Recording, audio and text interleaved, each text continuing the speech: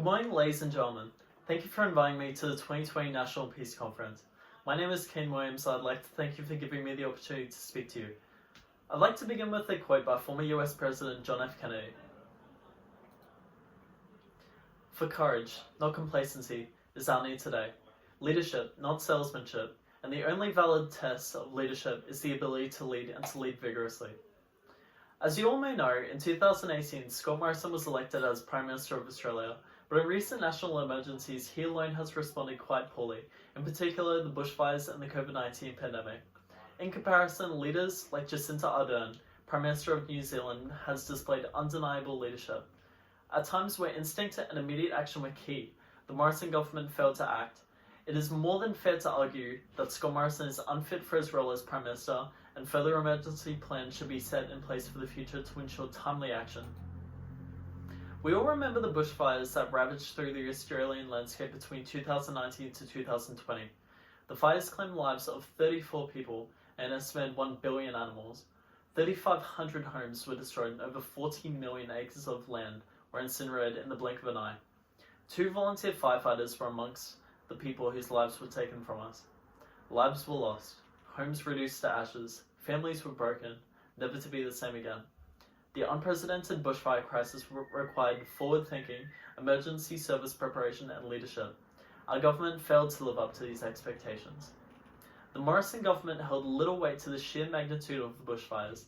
In spite of bushfires being a common feature of the Australian summer, Scott Morrison was unprepared for disaster.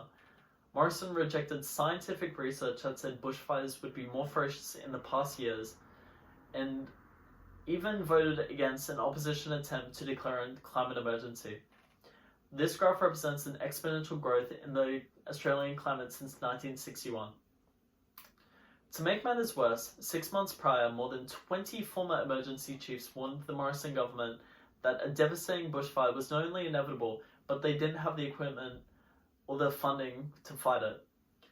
But the concerns of experts were ignored.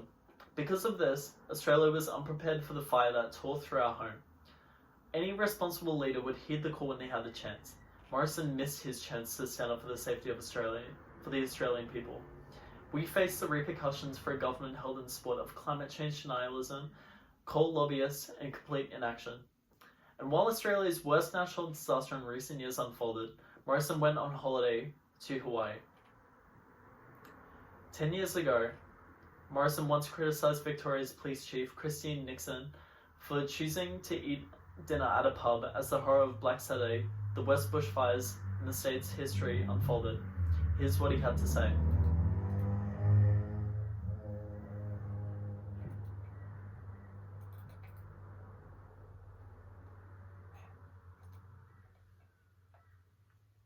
And while the Premier may have made his call on Christine, it really is a matter for her to make a judgment whether the controversy surrounding her actions actually, at the end of the day, may well impede the ability of that organisation to get on with the job. At the end of the day, whatever role we're in, the most important thing is about the job, not the individuals. And so there's a judgment call for her to make there. The Premier's entitled to make the view he has made, but look, that was a very big event. She's clearly made a bad judgment call. That happens to people from time to time, but this was a very serious issue, and I think there are very serious concerns in the community about exercising judgment.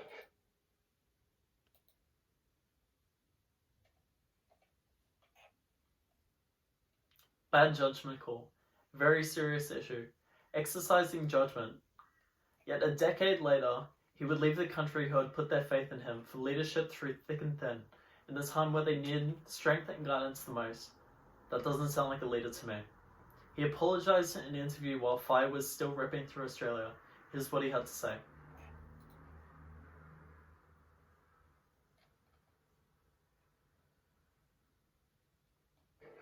If you had your time over again and you had the benefit of hindsight, then would have made different decisions.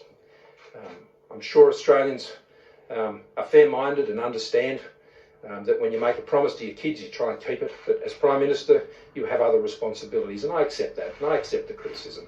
And that's why Jenny and I agreed that it was important that I return, particularly after the terrible tragedies that we saw late this week. I'm comforted by the fact that Australians would like me to be here, just simply so I can be here alongside them as they're going through this terrible time. And so to those Australians who I had caused upset to, and I apologise for that.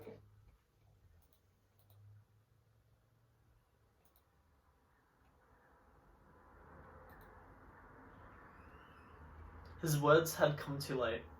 Even when he had apologised, he was almost giddy at the idea that Australia would want him to stand beside them through the crisis, as if it wasn't his responsibility. The hypocrisy is astounding. And for good measure, he wasn't even upfront about his wrongdoing when the office attempted to cover up his tracks.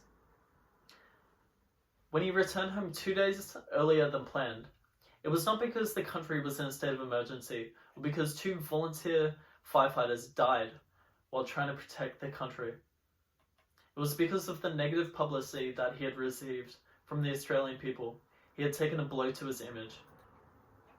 As a result, he was shunned by the people who were not given relief during and even after the fires, who refused to even shake his hand.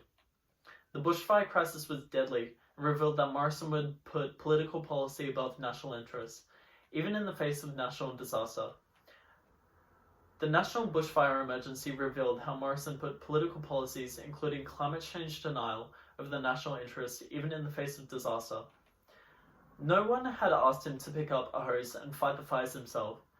But when you accept the role of leader, you fight beside your people, fight in times of hardship, fight in times of despair, fight to uphold the beliefs and values to strengthen your nation. Due to Australia's outstanding progress through the COVID-19 pandemic, Morrison had gained a substantial amount of popularity. A news poll by The Australian ranked him at a personal approval rating of 68%, with other polls having similar results. He put in lockdowns and social distancing measures in place, which flattened the curve so much that restrictions are already being eased. Morrison also conducted a $213.6 billion stimulus package, which provided support for thousands of families and millions of people who were suddenly jobless. Credit is where credit is due. However, his sudden popularity is not deserved. He did what any responsible leader would do in his position. He set the bar so low with the bushfires that anything would be considered an achievement. Even when the government conducted the first stages of restrictions, they were not to the genius of Scott Morrison. Victoria's Premier urged the Morrison government to take action, and even threatened to go alone if Morrison failed to act. Does this sound like a national leader? A true leader shouldn't have to be prodded by health professionals, regional leaders, and the terrified public to take action. The first stages of the global pandemic are strongly reflective of the bushfire crisis, that the Morrison government's instincts are always political and never moral or service-orientated. Leaders like Jacinda Ardern showed relentless support for her people during these times of crisis. She displayed honesty, persistence, and timely action during times of crisis. These are the values of a true leader. I ask you here today to take a page from leaders like Jacinda Ardern to heighten our standards for our national leaders. For if not now, when?